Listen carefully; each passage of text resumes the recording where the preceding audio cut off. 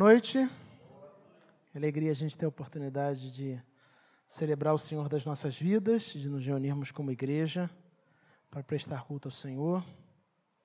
Eu quero convidar você então a abrir sua Bíblia no Salmo 51. Esse é fácil de achar, está no meio da Bíblia. O texto também vai ser projetado aí para nossa comodidade, né? Salmo 51. E aí, com as Bíblias abertas, você fica com a sua Bíblia aberta, eu vou deixar a minha aqui também aberta. A gente vai conversar um pouco. Bom, nas últimas semanas nós temos conversado um pouco sobre como eu e você podemos nos tornar pessoas, homens e mulheres, segundo o coração de Deus. Para tanto, nós temos acompanhado as experiências, ou algumas experiências de vida, do homem que na Bíblia é descrito como homem segundo o coração de Deus. Um famoso rei do Antigo Testamento, Davi, que ficou conhecido e reconhecido não apenas por ser descrito na Bíblia como homem segundo o coração de Deus, mas também por ter sido um dos personagens mais relevantes quando a gente olha para a Bíblia. Quando a gente pensa na Bíblia numa matéria de quantidade de capítulos escritos descrevendo a história de um homem, Davi é um dos que certamente mais teve conteúdo bíblico escrito a seu respeito, a respeito das suas histórias. Davi também fica famoso e é notório pelos salmos que ele escreveu, e quando nós olhamos os salmos, nós percebemos tanto a beleza, a estrutura, a beleza das palavras, mas também os salmos escritos por Davi trazem para a gente a noção de que ele era uma pessoa que tinha comunhão com Deus, uma profunda intimidade com Deus. E ao longo das últimas semanas nós temos, a partir de experiências vividas pelo rei Davi, pensando um pouco sobre como eu e você podemos nos tornar pessoas segundo o coração de Deus. A primeira coisa que a gente precisa entender, e eu já disse isso lá atrás, é que talvez um dos maiores desafios para a gente aprofundar no nosso relacionamento com Deus seja a compreensão equivocada de que ter uma vida profunda com Deus, uma vida de intimidade com Deus, é algo apenas para algumas pessoas especiais. Alguém colocou na minha cabeça e na sua cabeça que ter uma vida de uma comunhão profunda e intensa com Deus é algo apenas para um grupo seleto. E como a gente acha que isso é para um grupo seleto, a gente às vezes nem tenta. Às vezes nem entra nesse caminho, nem busca isso. O que nós começamos a perceber é que todo discípulo de Cristo é alguém limitado e falho. Eu e você já fomos pessoas pecadoras e fomos sim alcançados pela graça misericordiosa de Deus. Pessoas que são falhas, que são limitadas, mas que são alcançadas pela graça misericordiosa de Deus e por isso são chamadas pelo próprio Senhor a se tornarem servos e servas segundo o coração de Deus. A maior mentira, repito isso, que eu e você podemos acreditar é que ter vida com Deus, ou ter uma vida significativa com Deus, é apenas para algumas pessoas. Todos nós somos chamados a isso. Você também é chamado a essa realidade. Talvez olhando para a sua vida, você não veja nada de especial em você. Também era assim com Davi. Nós vimos, ele não tinha nada de especial, mas ainda assim, Deus escolhe ele de maneira graciosa e o chama para uma vida de profunda comunhão com ele. Davi era alguém absolutamente comum, como eu e você, mas que foi alcançado pela graça de Deus. Na segunda mensagem, nós apontamos e pensamos na vitória de Davi sobre o gigante Golias. E via de regra, quando nós estudamos ou lemos esse texto, vem à nossa mente o sentimento e o destaque, né, da destreza e da capacidade de batalha, de combate de Davi. Mas nós vimos que, de fato, não é isso que o texto aponta.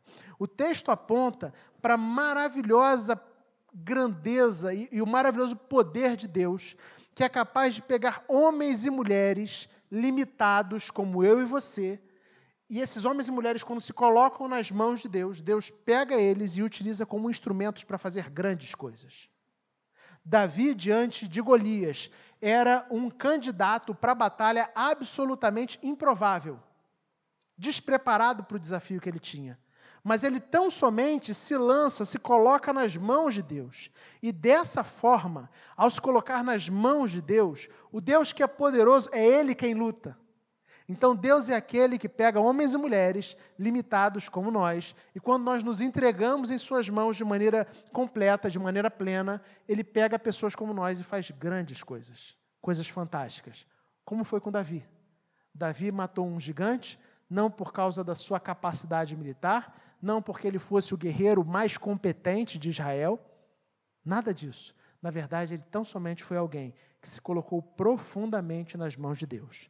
Bom, na última semana, o seminarista Carlos apontou para a gente que nós somos cristãos e que mesmo cristãos sinceros, mesmo os discípulos sinceros de Cristo, também erram, também falham. Às vezes têm atitudes que poderíamos dizer até que são repugnantes, tanto aos olhos de Deus como aos olhos dos homens. E foi assim com Davi. Foi assim com Davi. Nós, na última semana, pensamos sobre um evento muito específico e talvez o evento mais triste da vida de Davi, onde ele toma uma mulher casada, e mantém relacionamento sexual com ela, a engravida, para tentar encobrir sua gravidez. Ele chama o marido dela da frente de batalha, para que ele dormisse com a sua esposa e o filho fosse atribuído a ele. Não conseguindo ter êxito no seu plano, ele trama agora um segundo plano que visa o assassinato de Urias, esposo, marido de Batseba. E, finalmente, esse segundo plano, por assim dizer, diabólico, infelizmente, ele dá certo. Davi, homem segundo o coração de Deus, mas nem por isso alguém isento de erros, isento de falhas, isento de pecados.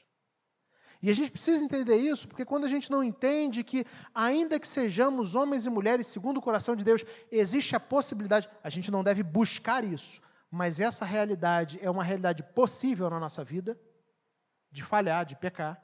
Se a gente não entende isso, nós vamos entender que, se a gente falhou, isso quer dizer que a gente não serve mais para caminhar com Deus. Porque Davi toma uma outra direção. Ele entende que ele falhou, ele entende que foi muito grave o que ele fez, mas o que a gente aprendeu na semana passada é que ele se arrepende verdadeiramente e se humilha na presença de Deus, reconhecendo os seus pecados diante do Senhor. E ao se humilhar e reconhecer os seus pecados e se arrepender, ele acha graça diante de Deus. Deus perdoa ele. E Deus restaura a comunhão que havia sido quebrada com o Senhor. Para ouvir mais, ou para ouvir essas mensagens anteriores, basta você procurar por IP Cascadura nas principais plataformas de podcast, como Deezer, Spotify, dentre outros. Hoje a gente vai pensar um pouquinho sobre o tema Para onde vou? Para onde vou? E aí o nosso texto básico é o texto do Salmo 51, onde nós leremos os versículos de 13 a 17. Salmo 51, de 13 a 17. Eu vou ler, e aí você acompanha silenciosamente. Então ensinarei os teus caminhos aos transgressores, para que os pecadores se voltem para ti. Livra-me da culpa dos crimes de sangue, ó Deus, Deus da minha salvação. E a minha língua aclamará a tua justiça. Ó Senhor, dá palavras aos meus lábios, e a minha boca anunciará o teu louvor. Não te deleitas em sacrifícios, nem te agradas em holocaustos, senão eu os traria. Os sacrifícios que agradam a Deus são espírito quebrantado e um coração... Os sacrifícios que agradam a Deus são um espírito quebrantado. Um coração quebrantado e contrito, ó Deus, não desprezará. Amém. Como nós já vimos nas últimas semanas, e já citamos em muitos momentos o Salmo 51, o Salmo 51 ele tem como pano de fundo, ele tem como motivação. Às vezes a gente olha os salmos e vê que são bonitas coisas que as pessoas falam para Deus, e a gente às vezes perde de vista que a maioria deles foram salmos escritos a partir de circunstâncias vividas por pessoas. Não foram pessoas que simplesmente sentaram e resolveram escrever a respeito de Deus e seu relacionamento, mas gente que viveu experiências com Deus profunda, e esses salmos foram dados pelo próprio Senhor como resultado dessas experiências. E o Salmo 51 é um desses. Quando você lê lá na sua Bíblia, no iniciozinho do Salmo, fala para o mestre de música, Salmo de Davi, escrito quando o profeta Natã veio falar com Davi, depois que este cometeu adultério com Batseba. Então a gente já viu que esse confronto, esse momento onde Natã, profeta do Senhor, confronta Davi por causa do seu pecado com Batseba, esse é o momento, essa circunstância é que origina o Salmo 51. Um salmo que fala muito sobre arrependimento, um salmo que aponta para a confissão de pecado, um salmo que aponta para se humilhar, se quebrantar diante de Deus. E esse confronto feito pelo profeta, fica notório para a gente que ele gera um profundo arrependimento em Davi. É como se quando Natã, e é interessante, o Carlos falou semana passada, né? Natã chega e não chega com um confronto direto, ele conta uma história. E ao contar a história, Davi se exalta, né? Ele fica perturbado com aquela história, e de repente Natã tão somente vira e fala assim: esse homem da história é você. E parece que de uma hora para outra a máscara cai. E Davi ali toma consciência, e tem uma consciência profunda da grande ofensa que ele tinha feito contra Deus. Então, o confronto de Natã com Davi gera um profundo arrependimento. Davi se humilha, Davi se rasga diante de Deus, ele coloca o coração diante de Deus, e embora não seja muito a nossa temática, eu acho importante a gente destacar a importância de eu e você também estarmos sensíveis para pessoas que Deus coloca na nossa vida, para apontar coisas que estão erradas em nós. Davi era rei, e ele poderia ter feito como Saul, em muitos momentos onde foi confrontado com as suas ações, que ao invés de se arrepender e mudar de vida, tão somente pegava o porta-voz, o profeta de Deus, e ameaçava, ou até chegava ao ponto de matar, por se sentir contrariado. Em muitos momentos, é exatamente, não matar, mas é exatamente esse tipo de resistência que muitos de nós desenvolvemos ao ouvir pessoas que são boca de Deus para a nossa vida, porque Deus, às vezes, quando nós estamos muito cegos, assim como aconteceu com Davi no texto, é possível que Deus mande gente para falar conosco, para mostrar o que está de errado com a gente. E eu não estou falando gente que vai chegar de uma maneira mística, eis que te digo, filho meu, não estou falando disso. Mas gente que traz uma palavra vinda de Deus. E que naquele momento, no seu coração, você entende, isso veio de Deus para a minha vida. Então é só um parêntese. Mantenha o seu coração sensível às pessoas que às vezes Deus coloca no seu caminho para dar direção para você, para apontar o que está de errado na sua caminhada.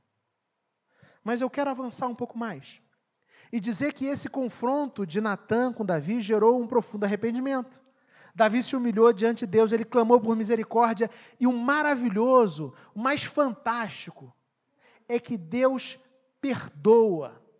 Deus perdoou Davi, a gente lê isso, por mais absurdo que fossem os pecados cometidos por Davi. Você considera os pecados de Davi absurdos? Adultério, conspiração para assassinato, tentativa de encobrir o seu erro, né? O seu adultério, enganando pessoas e manipulando pessoas para que outro homem assumisse um filho que na verdade era fruto do seu pecado. São pecados graves.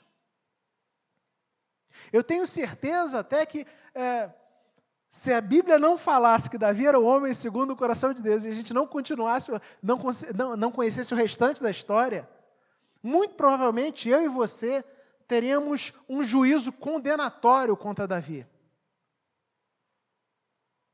Porque Davi não parece o tipo de homem que é verdadeiramente crente. Sou só eu que penso assim? Pelo menos quando a gente vê esse recorte da vida dele. Contudo, o confronto gerou um clamor por misericórdia. E esse Deus, ele é tão majestoso e tão gracioso, que ele alcançou Davi com a sua graça e o perdoou. E o texto que nós lemos, o final do Salmo, ele é uma espécie de voto de louvor, onde Davi, já com o coração restaurado pela graça, ele assume alguns compromissos diante do Senhor. E eu quero compartilhar esses compromissos, esses dois compromissos assumidos por Davi diante do Senhor, aqui já com o seu coração restaurado, porque eu creio que esses compromissos assumidos por Davi são compromissos que eu e você também precisamos assumir. O primeiro compromisso, a gente encontra nos versículos 13 e 14. Vamos ler? Versículos 13 e 14 do Salmo 51. Então ensinarei os teus caminhos aos transgressores, para que os pecadores se voltem para ti. Livra-me da culpa dos crimes de sangue, ó Deus, Deus da minha salvação, e a minha língua aclamará a tua justiça. O primeiro compromisso assumido por Davi foi o de ser um mensageiro da graça aos que estão perdidos. Com o coração restaurado, com o relacionamento com Deus restaurado, com a comunhão restaurada com Deus, ele agora assume um compromisso com o Senhor, dizendo: olha, eu quero ser o mensageiro da graça.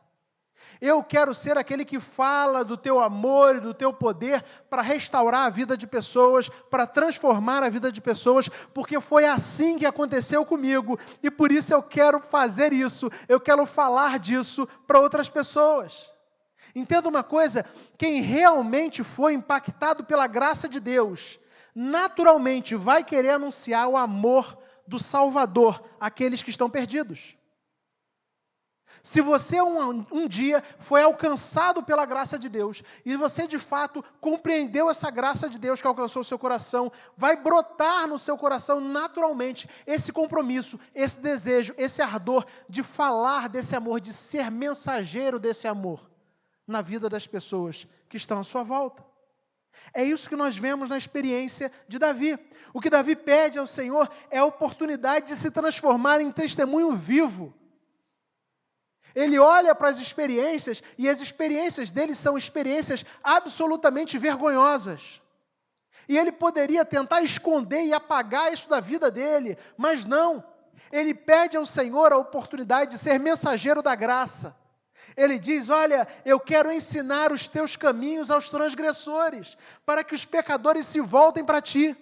Da mesma maneira como um dia a graça me alcançou, da mesma maneira como um dia o teu perdão me alcançou, da mesma maneira como um dia eu fui transformado por esse amor absolutamente incondicional de Deus, eu agora quero ser um mensageiro desse amor na vida daqueles que estão se perdendo. E eu acho fantástico, porque quando eu olho para esse sentimento de Davi, eu confronto esse sentimento com muitos sentimentos que existem às vezes no meu coração, e que talvez existam no seu coração. Porque em muitos momentos, quando o meu coração, quando eu vejo pessoas agindo de maneira contrária à vontade de Deus, tendo atitudes ímpias, tendo atitudes pecaminosas, odiosas, a minha tendência natural, o sentimento que muitas vezes brota no meu coração, é o sentimento de desejar punição a essas pessoas. É isso que em muitos momentos eu faço, e talvez seja isso que em muitos momentos você faz. Como quem fala assim: olha, tem que se dar mal mesmo, porque merece se dar mal, merece sofrer. Mas o que chama a atenção ao meu coração quando eu olho para o texto, é que o olhar de alguém absolutamente mergulhado na graça, Davi, é um olhar para aqueles que estão perdidos, um olhar que diz: Senhor, eu quero ser mensageiro da tua graça na vida daquelas pessoas. Quantas vezes, como eu já disse, todos nós somos alcançados pela graça. Todos nós temos as nossas falhas. Mas a gente é alcançado pela graça e parece que a gente rapidamente vira uma chave na nossa vida e a gente começa, às vezes, a se achar superior aos outros, melhor do que os outros. E aí nós olhamos para os outros de cima para baixo.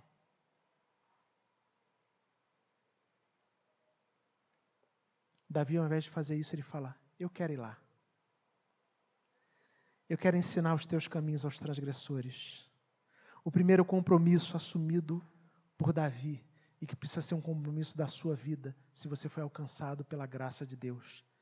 Seja um mensageiro da graça aos que estão perdidos. Tem muita gente perdida nesse mundo que a gente vive. Muita gente perdida. E às vezes, ao invés da gente ser mensageiro da graça, que fala do pecado, da necessidade de arrependimento. Mensageiro da graça não é fingir que não existiu pecado. Denunciar o pecado, falar da necessidade de arrependimento, falar do juízo de Deus, da necessidade da pessoa se voltar para Deus. É isso que Natan faz. E é isso que agora Davi queria fazer. Eu quero ser testemunho vivo daquilo que a Tua graça pode fazer, Senhor. Porque se a Tua graça alcançou e transformou a minha vida, a Tua graça também pode alcançar e transformar a vida das pessoas que estão aí perdidas. Que seja esse o compromisso do meu e do seu coração. Ele não deseja a punição, ele não está com raiva daqueles que estão se perdendo, daqueles que vivem em rebeldia, ao contrário. Ele quer ser enviado como mensageiro. Entenda uma coisa, quanto mais consciente o seu coração e o meu coração estão do amor de Deus, quanto mais conscientes a gente é do amor de Deus por nós, mais a gente vai sentir o desejo de ser instrumento de Deus para demonstrar o seu amor na vida dos outros. Isso é matemático. Se a gente se sente alvo do amor gracioso de Deus e entende o que é isso de fato, a gente vai querer transbordar isso na vida das pessoas.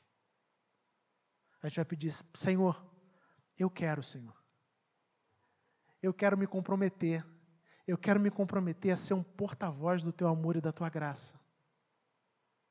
Eu quero ser aquele que traz a mensagem de arrependimento. E eu não estou falando de trazer a mensagem num púlpito, não. Eu estou falando de trazer a mensagem na vida.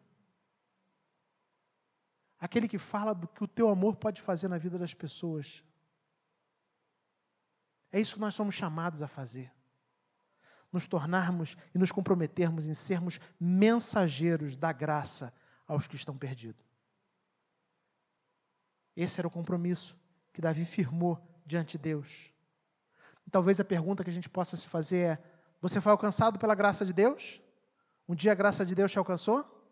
Amém? Mas a segunda pergunta é: você tem se colocado à disposição de Deus para ser instrumento de Deus na mão de Deus para alcançar outras pessoas? Quem é alcançado pelo amor gracioso de Deus deseja agora ser enviado para ser mensageiro da graça e do amor na vida dos outros. Se um dia você foi alvo do amor de Deus, da graça de Deus, agora você tem que sentir o desejo de falar desse amor e dessa graça para outras pessoas. Isso tem a ver com testemunho de vida. Quantas pessoas do nosso tempo precisam de uma palavra de encorajamento? Quantas pessoas que você talvez vai encontrar ou tenha encontrado ao longo das suas semanas e que estão pensando em desistir? Às vezes dar fim à sua própria vida. Mas que quando a gente está sensível àquilo que o Senhor quer de nós e a gente se compromete a viver a partir daquilo que Ele quer de nós, a gente se coloca, Senhor, eu estou aqui como Teu mensageiro. E eu vou viver sensível na minha vida normal, na minha vida cotidiana. E nas coisas ordinárias da vida, eu vou ser intencional ao falar do Teu amor, ao falar da Tua graça, ao falar do Teu perdão, ao anunciar para as pessoas o quanto elas precisam de Cristo, o quanto elas precisam do Evangelho. Eu e você, se nós formos alcançados pela graça, precisamos também estar comprometidos a sermos mensageiros da graça ao que estão perdidos. Cuidado com o olhar de superioridade muito presente no meio dos crentes. Muito presente. Onde a gente costuma se julgar melhor do que os outros. Davi, e não apenas Davi, eu e você somos a prova viva de que não existe em nós, naturalmente, nenhum atributo que nos torne melhor do que qualquer outra pessoa. Se não fosse o amor gracioso e misericordioso de Deus, que um dia alcançou você e a mim, nós veríamos exatamente igual a qualquer outra pessoa. A única diferença em Davi e a única diferença em você é que um dia eu e você, Davi e você, foram alvo do amor gracioso, misericordioso de Deus. Entenda isso. Mas existe também um segundo compromisso que Davi assume aqui no texto. O primeiro compromisso é de ser um mensageiro da graça àqueles que estão perdidos. O segundo compromisso a gente encontra nos versículos de 15 a 17, onde nós lemos assim: Ó Senhor, dá palavras aos meus lábios, e a minha boca anunciará o teu louvor. Não te deleitas em sacrifícios, nem te agradas em holocaustos, senão eu os traria. Os sacrifícios que agradam a Deus são um espírito quebrantado, um coração quebrantado e contrito, a Deus não desprezará. Segundo compromisso assumido por Davi, que precisa ser assumido por cada um de nós nessa noite, é o de glorificar a Deus em todo o tempo. Grava isso. Alguém que foi alcançado pela graça de Deus precisa assumir o compromisso de glorificar a Deus em todo o tempo.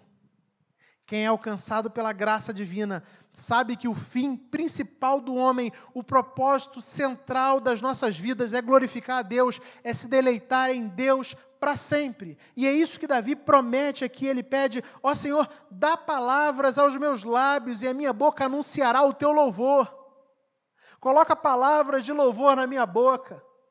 E é interessante porque nos versículos seguintes ele fala: olha, não te deleitas em sacrifícios, nem te agradas em holocaustos, senão os traria. Os sacrifícios que agradam a Deus são um espírito quebrantado, um coração quebrantado e contrito a Deus, não desprezará. O que ele está dizendo? Ele está falando assim: olha, eu sei que a tua lei, a tua palavra fala sobre a cerimônia, fala sobre a importância do culto, e isso tem uma importância para o Senhor.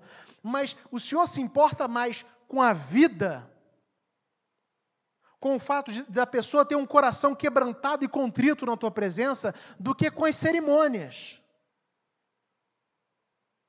Porque glorificar a Deus, louvar a Deus, tem a ver com um estilo de vida, com uma forma de viver, com uma vida que glorifica e que exalta a Deus e se compromete a exaltar a Deus, não apenas no domingo, um dia na semana, 1h30 por semana, ou no máximo, se tem domingo de manhã e de noite, 3 horas no domingo, ou apenas se tem também meio de semana, mais 2 horinhas aí, 6 horas na semana, é mais do que isso.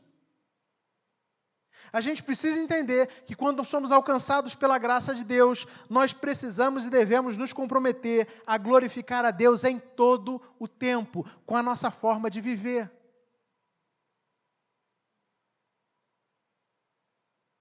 Davi está falando de um tipo de culto aqui que extrapola o simples sacrifício e o simples holocausto, que extrapola a ideia dos rituais. Os rituais têm a sua importância, e eu não estou dizendo que eles não têm, mas eles têm a sua importância quando eles estão conectados, quando eles estão fundamentados numa forma de viver.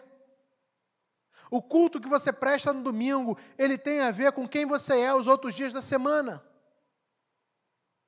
E se não tem tido a ver, se existe uma desconexão entre quem você é de segunda a sábado, com quem você é no domingo, se existe essa desconexão, você tem que de fato avaliar se você realmente foi alcançado pela graça. Porque quando nós somos alcançados pela graça, nós nos comprometemos a glorificar a Deus em todo o tempo. Davi fala: os sacrifícios que agradam a Deus são um espírito quebrantado. Tem um coração quebrantado na presença de Deus. Um coração contrito, humilde. Isso Deus não despreza. Ele pede ao Senhor: Senhor, dá palavras aos meus lábios. A minha boca vai anunciar o teu louvor. Ele quer viver uma vida que glorifica a Deus em todo o tempo.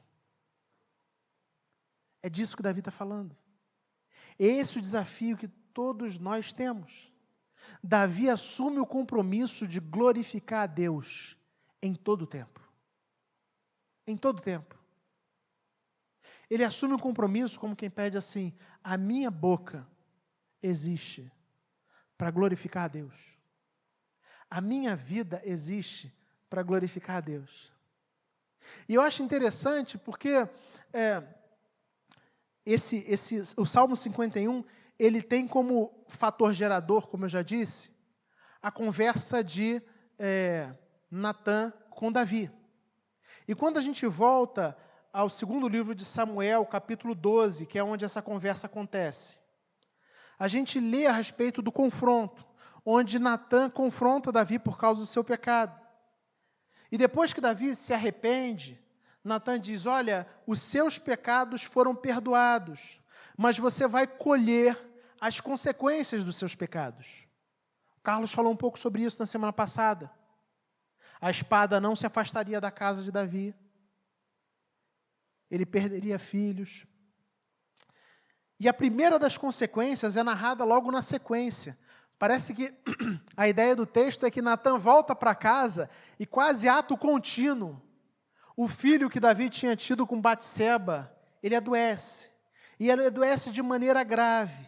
E não apenas isso, embora Davi tenha pedido a Deus, embora Davi tenha jejuado pela cura, embora Davi tenha se humilhado diante de Deus durante dias, o que o texto bíblico nos diz é que a criança morreu. A criança morreu. E diante de uma negativa dessas de Deus, imagina você, por mais errado que Davi estivesse, e a gente sabe que ele estava, ele pediu a Deus pela saúde do filho, e Deus não atendeu. Diante de uma negativa dessa, a gente poderia até dizer que Davi tinha todos os direitos, ou todos os motivos, todas as justificativas para se rebelar contra Deus. Para simplesmente virar e falar assim, não, os votos que eu fiz, os compromissos que eu assumia, deixa isso para lá, não quero mais saber de Deus, não. O Senhor pegou muito pesado. Mas não é isso que a gente lê no texto. Ele se mantém comprometido em glorificar a Deus em todo o tempo. E eu vou ler 2 Samuel, capítulo 12, versículos 18 a 23. Acompanha aí. 7 dias depois, a criança morreu. Os conselheiros de Davi ficaram com medo de dizer-lhe que a criança estava morta e comentaram, enquanto a criança ainda estava viva, falamos com ele e ele não quis escutar-nos. Como vamos dizer-lhe que a criança morreu? Ele poderá cometer alguma loucura. É justificável, né? Você vê que até mesmo os conselheiros de Davi estão falando assim, se a gente comunicar que a criança morreu, ele vai cometer uma loucura. Ele vai sair de si. Continuando, Davi, percebendo que seus conselheiros cochichavam entre si, compreendeu que a criança estava morta e perguntou, a criança morreu? Sim, morreu, responderam eles. Então, Davi levantou-se do chão, lavou-se, perfumou-se e trocou de roupa. Depois entrou no santuário do Senhor e o adorou. E voltando ao palácio, pediu que lhe preparasse uma refeição e comeu. Sabe o que eu acho fantástico quando eu leio esse texto? Eu percebo que Davi entrou no santuário do Senhor e o adorou. Como alguém que foi alcançado pela graça de Deus, ele entendeu que todo tempo era tempo de glorificar a Deus. Até quando Deus agia de uma maneira que não era a maneira que ele queria que Deus agisse.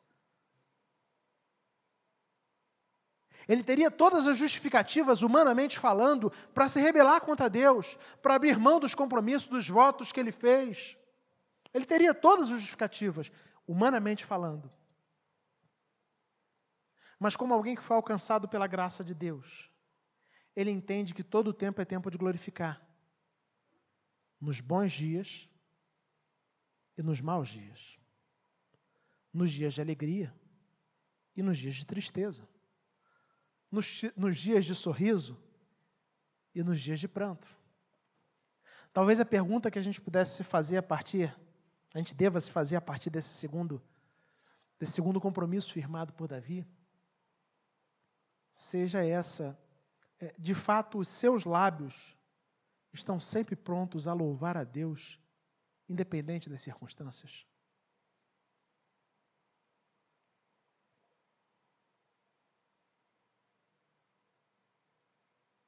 Você e eu temos glorificado a Deus em todo o tempo.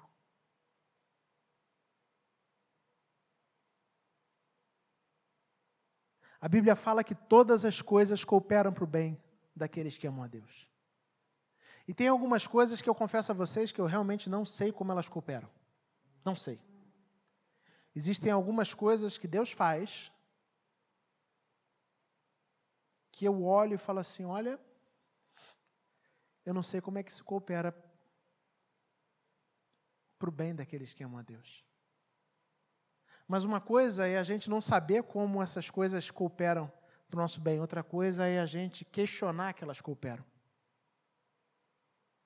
A Bíblia fala, Deus nos ama, Ele não é sádico, Ele não tem prazer no nosso sofrimento. E tudo o que Ele faz coopera para o nosso bem. Talvez eu e você não entendamos muitas coisas que Deus faz.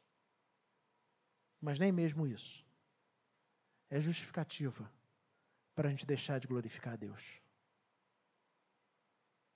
O segundo compromisso de Davi é um compromisso extremamente radical. Os dois são radicais, mas na verdade o segundo eu acho mais radical. Glorificar a Deus em todo o tempo. Ele está comprometido com isso. Em todas as circunstâncias. Olhar para todas as circunstâncias e perceber a graça de Deus se movendo em meio ao caos. O problema é que na maior parte do tempo a gente está tão obcecado pelos nossos desejos, pelos nossos projetos, que a gente passa a maior parte do tempo reclamando mesmo.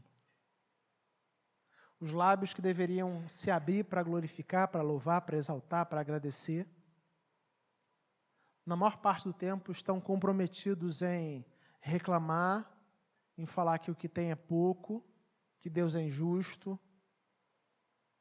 Hoje de manhã, o seminarista Carlos falou um pouco sobre essa dinâmica, né? Quando a gente pensa no não furtarás, né? A ideia do contentamento. Contentamento. A gente vive no mundo das pessoas descontentes. Nunca é o suficiente. As pessoas não sabem se alegrar com o que têm. E se não sabem se alegrar com o que têm, não sabem ser gratas pelo que têm. Acham que o que têm é fruto do próprio esforço, não é resultado da graça de Deus. Por isso estão sempre descontentes. Quem está sempre descontente está sempre reclamando, e quem está sempre reclamando não está glorificando. Eu e você somos desafiados a glorificar a Deus em todo o tempo. Eu espero que você tenha uma semana tranquila, uma semana de paz. Espero mesmo. Mas talvez você enfrente desafios complicados essa semana. E se isso acontecer, eu quero encorajar você a se lembrar disso. Você é chamado por Deus para glorificar o Senhor em todo o tempo. Em todas as circunstâncias. Os nossos olhos devem estar fixos em Deus. Teresa d'Ávila tem uma frase que eu já citei aqui, eu acho fantástica, que diz: quem tem a Deus, nada lhe falta. Quem tem a Deus, nada lhe falta, pois Deus é o bastante. O segredo de glorificar a Deus em todo o tempo é entender que Deus é o bastante. A gente não glorifica a Deus em todo o tempo porque o nosso coração ainda continua acreditando que precisa de muitas outras coisas. Continua descontente. Caminhando aí para o fim. Antes de concluir, eu quero falar especificamente para você que talvez esteja aqui hoje e ainda não tenha se rendido ao amor gracioso de Deus. Talvez você olhe para a sua vida, né, e nunca tenha vivido ou nunca tenha ouvido essa ideia de que nós existimos para glorificar a Deus. E quando a gente não vive para glorificar a Deus, a gente está deslocado, né, daquilo que nós fomos criados para ser, para viver, do nosso propósito. Deus nos criou para a glória dEle, e quando a gente não vive para a glória dEle, a gente está deslocado do nosso propósito. E talvez olhando para a sua vida, você se identifique dessa forma. como alguém que até o momento viveu para a sua própria glória, buscando os seus interesses, buscando os seus desejos. Talvez você tenha caminhado a sua vida toda ignorando Deus e vivendo da forma mais distante possível do Senhor que você conseguiu viver.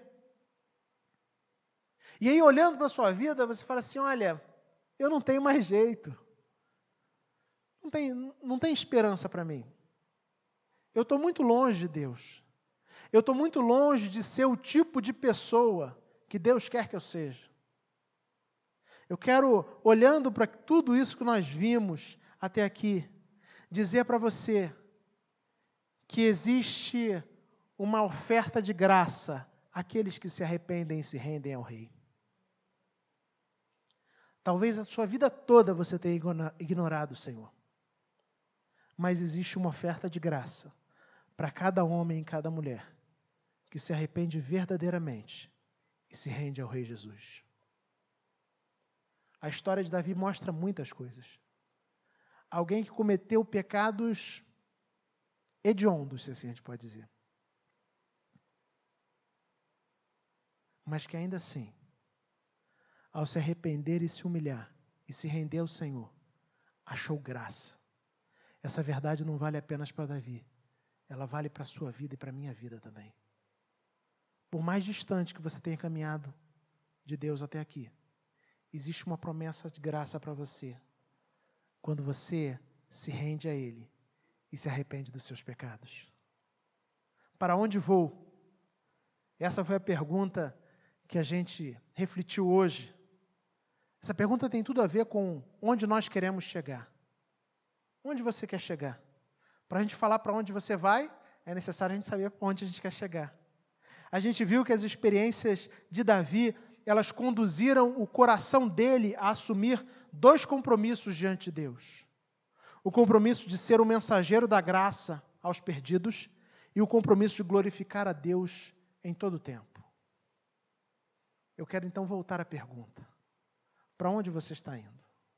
Tipo de pessoa que glorifica a Deus em todo o tempo, em toda circunstância. Vamos orar? Feche seus olhos.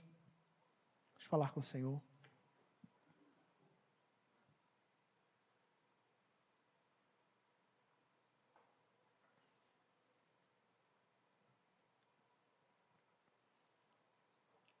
Pai, a Tua graça é maravilhosa. E quando nós lemos na Tua palavra sobre o Teu amor por nós, os nossos corações ficam constrangidos e, ao mesmo tempo, espantados. É necessário muita fé, Senhor Deus, para acreditar que o Senhor nos ama da maneira que a Tua palavra diz que o Senhor nos ama.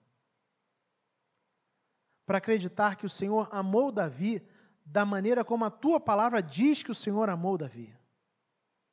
E quando nós começamos a tomar a dimensão, a percepção a respeito da Tua graça nas nossas vidas, o Teu amor por nós, os nossos corações são movidos a se render profundamente a Ti. É isso que nós queremos pedir nesse instante, Senhor Deus. Entregar as nossas vidas nas Tuas mãos. Nós queremos nos render a Ti e ao Teu governo, Senhor. Reconhecendo, Pai, que não existe nada em nós, nenhum predicado, nada em nós que nos torne dignos do Teu amor.